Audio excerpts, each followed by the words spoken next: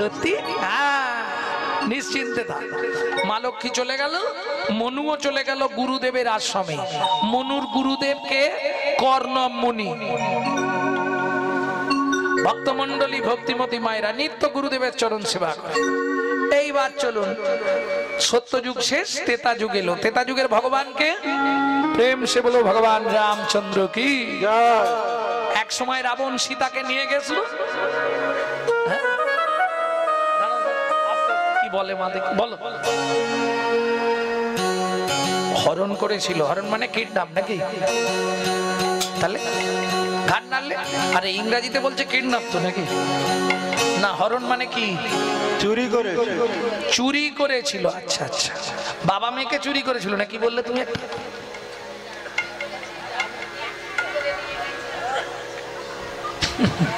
এই সব ভুল কথাগুলো কোথা থেকে শোনো? রাবণ সীতাকে হরণ করেছিল। আমি যদি উল্টে তোমাকে বলি মা কোন গ্রন্থে এটা লেখা আছে? এসব শুনে মারা পাটি। কথাটা তুমি নয়, 100 জনের মধ্যে 95 জন এই ভুলটাই বলে। যারা জানেন জীবনে রামায়ণ পড়ে না, এর জন্য অরিজিনাল রামায়ণটা পড়তে হবে। ভালো করে শুনে নাও, তুমি যখন খোঁচা দিলে বের করে দিই আমি ব্যাপারটা। একটু ভালো করে বুঝে নাও। মন্দোদরী কার নাম? রাবণের স্ত্রী মন্দোদরী, তাই তো নাকি ভুল বলছি? এই মন্দোদরী জন্ম হয়েছিল ব্যাং থেকে। কেমন? কৃমিন্দম মুনির কৃপায়। ও আগে ব্যাং ছিল, পরে সুন্দরী রমণী করে জন্ম দিয়েছে কৃমিন্দম মুনি। মন্দা, ব্যাঙের ভালো নাম হচ্ছে মন্দ্রা। ভেদ, ব্যাং আর মন্দা, মন্দা থেকে জন্মেছিল বলে রাবণের স্ত্রীর নাম মন্দোদরী। হ্যাঁ, কেমন বলি আমি? এই মন্দোদরী প্রজাদের রুধির খেয়ে গর্ভবতী হয়ে গেছিল। কি মনে করে? বীজ মনে করে। রাবণের নির্দেশ ছিল যে প্রজারা কর দিতে না পারবে তাদের আঙুল কেটে রক্ত নিয়ে আসতে হবে। মন্ত্রী তাই করতেন, সেই রক্তটা ভাঁড়ে রেখেছিলেন। রাবণ বাড়ি ছিল নি, মন্দোদরী ভাবলো তে বিষ আছে, আমি খেয়ে মরবো। দৈবী দুর্বিপাক, মন্দোদরী গর্ভবতী হয়ে গেল। এও সব কৃমিন্দম মুনির চক্রান্ত। এইবার স্বামী বাড়িতে নেই, স্ত্রী যদি গর্ভবতী হয় লোকে কানাঘুষো করবে না? কি ব্যাপার রে? ব্যাপার আছে। এই লজ্জায় মন্দোদরী লোহার মুষল দিয়ে মেরে গর্ভটা পাত করিয়ে দিল। মাটির মেজলা, মেজলা চেনো? গামলা, মেজলা এগুলো চেনো? চারি তোমাদের এদিকে কি বলে? নাদা, ডাবা। আরে মাটির এগুলোকে কি বলে? মালসা তো ছোটগুলো, বড়গুলোকে কি বলে? নাদা, নাদা। আমি তো পরপর অনেকগুলো নাম বললাম, কারণ নদিয়া জেলায় বলে মেজলা, কোথাও বলে চারি, কোথাও বলে নাদা, কোথাও বলে ডাবা। ওই নাদার মধ্যে ভাসিয়ে দিল। এবার নাদাটা তো জল ধরে, মাটিতে ভেসে যেতে যেতে, জলে ভাসতে ভাসতে, মাটি তো, ও জল শুষে শুষে ভারী হয়ে গেল, ডুবে গেল। কোথায় গেল বাচ্চাটা? বসুন্ধরা দেবীর কাছে।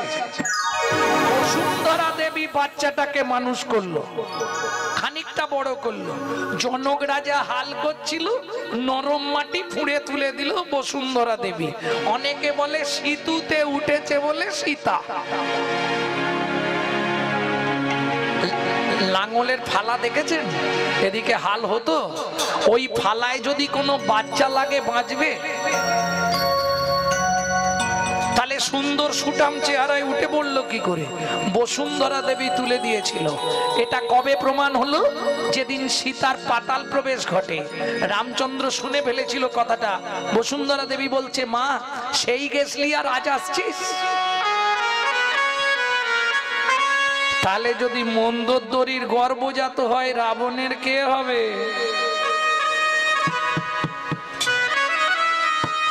কি হলো, মুখ বন্ধ হয়ে গেল?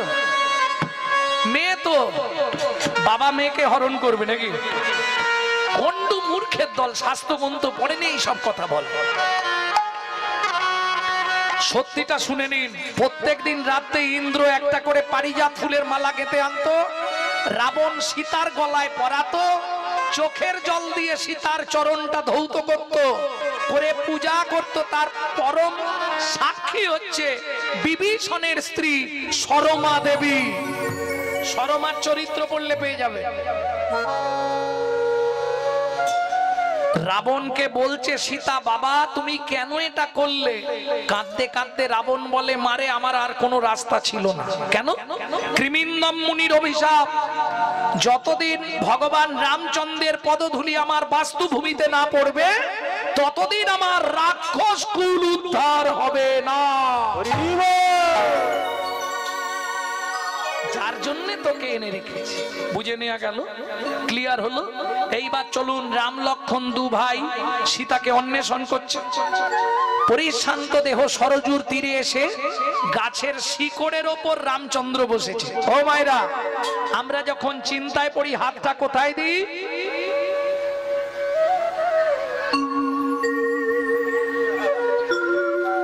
রাম গাছের শিকড়ে বসলেন কিভাবে? চিবুকে ধনুক দিয়া বসিলেন রাম। খানিকক্ষণ পরে লক্ষণ এসছে, রামচন্দ্রকে প্রণাম করতে গিয়ে দেখছে রামচন্দ্রের পা দিয়ে গল গল করে রক্ত বেরোচ্ছে। দাদা পা কেটেছো? নিশ্চয়ই শামুক ভাঙায় কিংবা কাঁচ ভাঙায়। দেখি পাটা।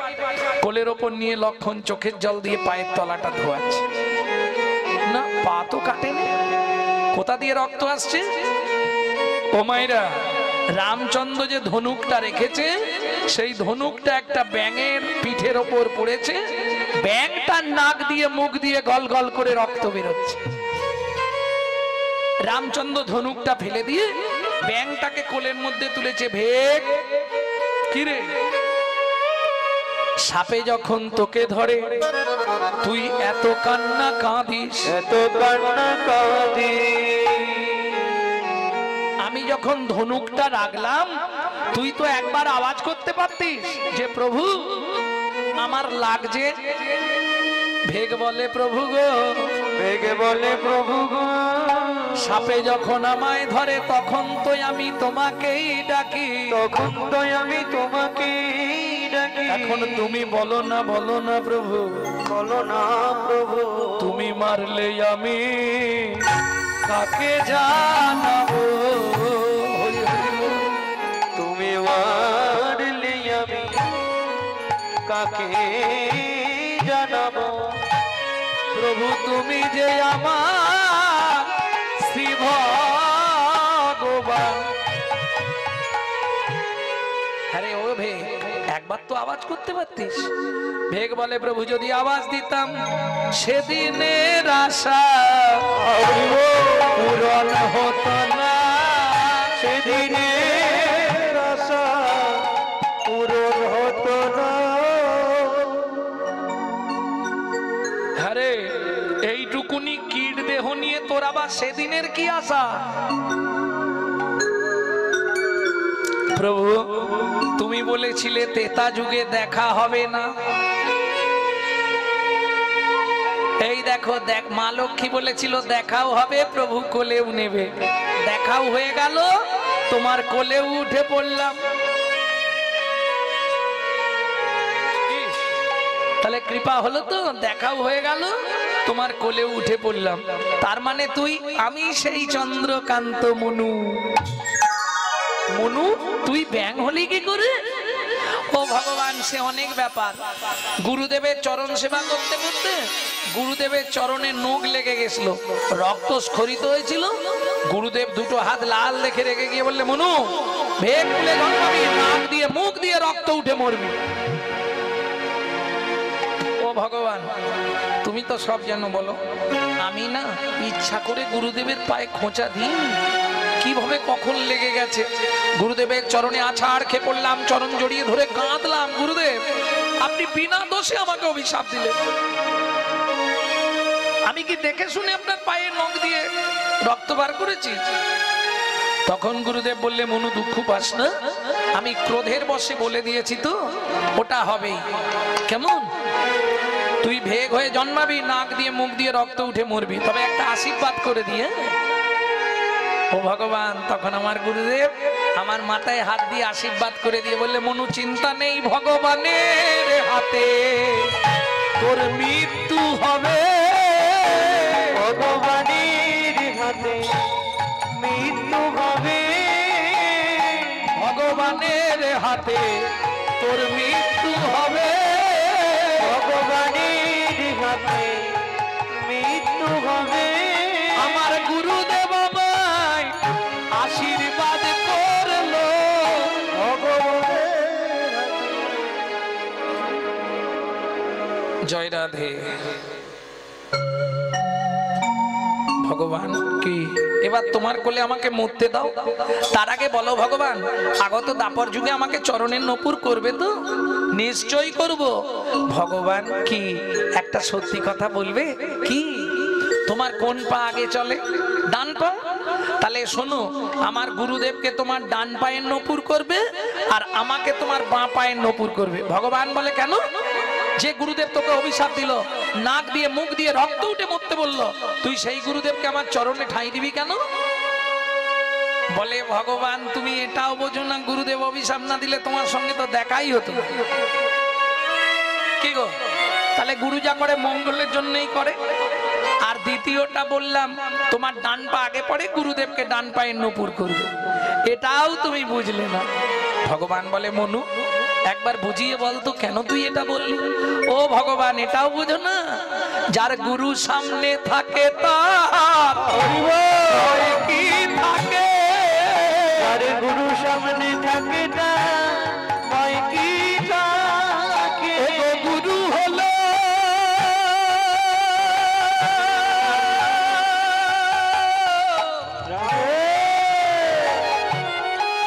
প্রেমে কল্পতরু,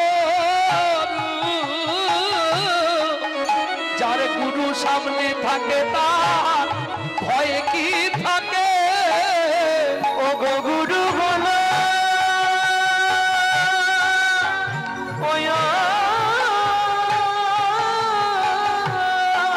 প্রেমে কল্পতরু,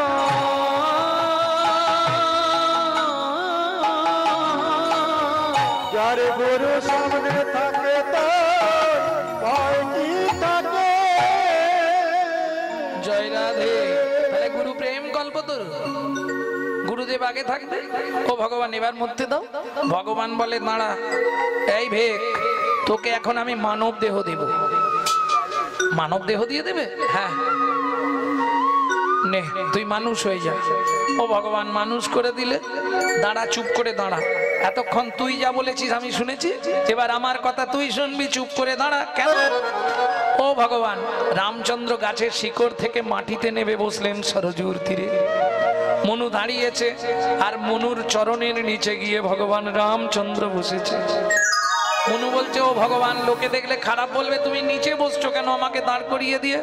ভগবান বলে এতক্ষণ তুই যা বলেছিলি আমি শুনেছি, এবার আমি যা বলবো তুই শুনবি, চুপ করে দাঁড়া।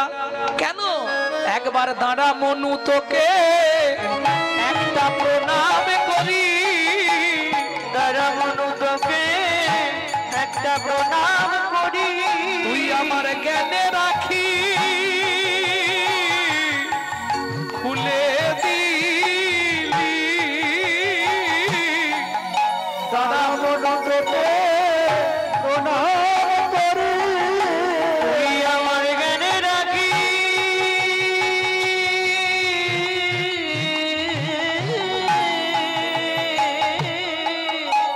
খুলে দিলি।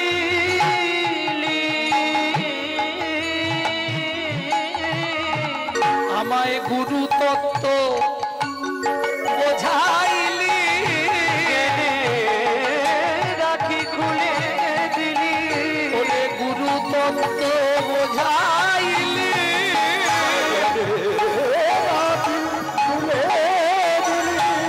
গুরু তত্ত্ব বোঝাইলি।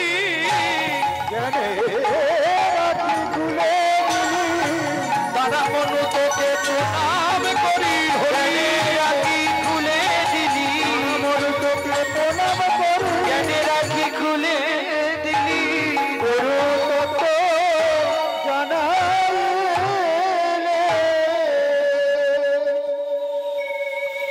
মনু কি শোন, শুধু দাপরে নয়, তোকে কলিযুগেও নিয়ে যাব।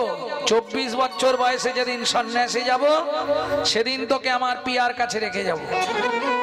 মনু বললে কেন?